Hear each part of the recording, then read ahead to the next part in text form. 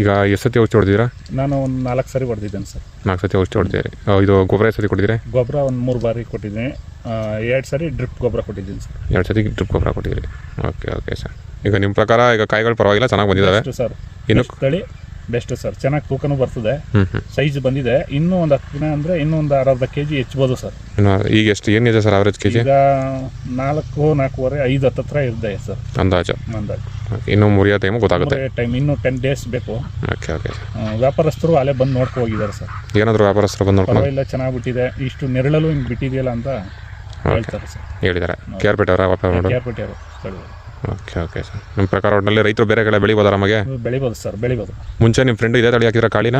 ಇಲ್ಲಿ ನಮ್ಮ ಪಕ್ಕದೂರಲ್ಲಿ ಒಬ್ಬ ಬೇಬಿಲಿ ನನ್ನ ಆತ್ಮೀಯರು ಅವರು ಹಾಕಿ ಚೆನ್ನಾಗಿ ಬಂದಿದೆ, ನೀವು ಹಾಕಿ ಅಂತ ಹೇಳಾದ್ಮೇಲೆ ನಾನು ಹಾಕಿದ್ದೆ ಸರ್. ಅವ್ರದ್ದು ಎಷ್ಟಾಗಿ ಸರ್? ಎಷ್ಟು? ಅವರು 5 ಪ್ಯಾಕೆಟ್ಗೆ 8 ಟನ್ ಬಂದಿತ್ತಂತೆ ಸರ್.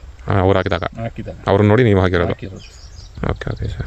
ನಿಮ್ಮ ಹೆಸರು ಯೋಗಣ್ಣ ಅಂತ? ಹೌದು. ಊರು ಬಂದು ಬೋರಿಮೇಲ್ಕೊಪ್ಪ, ಚಿನ್ಕುರುಳಿ ಹೋಬಳಿ ಸರ್, ಮಂಡ್ಯ ಜಿಲ್ಲೆ, ಪಾಂಡವಪುರ ತಾಲೂಕು, Mandya district. Okay sir. Thank you sir. Thank you.